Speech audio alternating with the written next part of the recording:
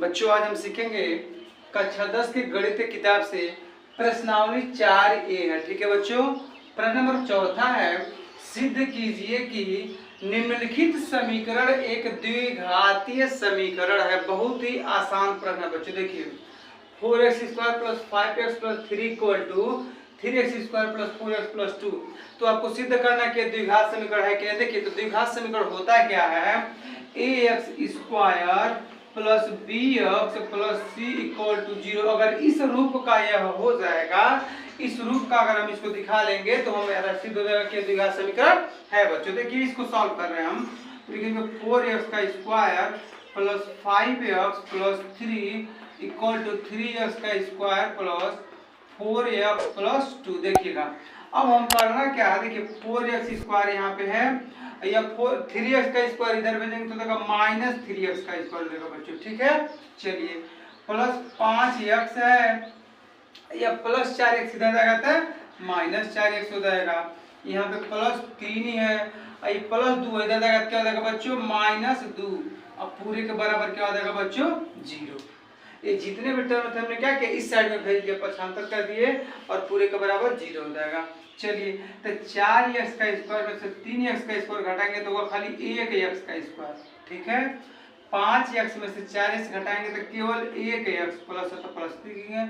यहाँ पे देखिए 3 में से 2 घटाएंगे तो केवल 1 बराबर क्या हो जाएगा, 0। यह जो आपका यहाँ दिख रहा है यह द्विघात समीकरण, यह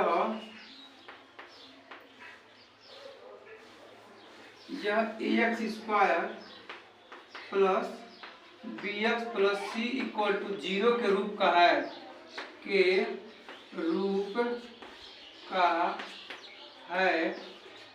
अतः यह एक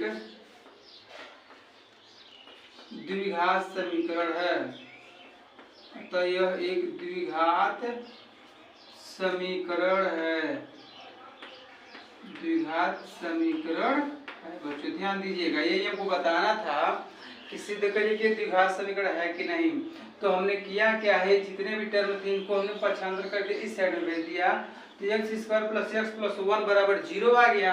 अब हम ये देख रहे हैं कि इस रूप का है, अगर इस रूप का है मतलब कि क्या द्विघात समीकरण है, यही आपको इसे बताना था और कोई। प्रश्न नंबर 5वां आपका है, द्विघात समीकरण x² प्लस kx प्लस 3 = 0 का एक मूल 1 हो तो k का मान ज्ञात कीजिए। बहुत आसान सा प्रश्न है बच्चों। यहाँ पे हमको करना क्या है, देखिएगा x² प्लस kx प्लस 3 = 0। यहाँ पे देख रहे हैं कि x = 1, इस समीकरण का क्या है, एक मूल दिया हुआ है। इस समीकरण का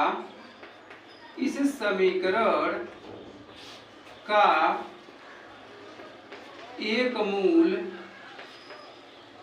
इस समीकरण का एक मूल है। ध्यान दीजिएगा, तो यहाँ पे आपका समीकरण हो गया x² प्लस kx प्लस 3 = 0। तो x = 1 इस समीकरण का एक मूल है। अब हमको करना क्या है कि जहाँ पे x है वहां पे हम क्या रखेंगे बच्चों, 1 रखेंगे। तो x बराबर 1 रखने पर तो रखिए तो x² प्लस kx प्लस 3 = 0 है, इसी में रखिए। तो x का स्क्वायर मतलब कि 1 का स्क्वायर प्लस k गुणे x के स्थान पे कहना 1 प्लस 3 = 0। 1 का स्क्वायर 1 ही होगा प्लस k प्लस 3 = 0। तो 3 और 1 4, तो k प्लस 4 बराबर 0।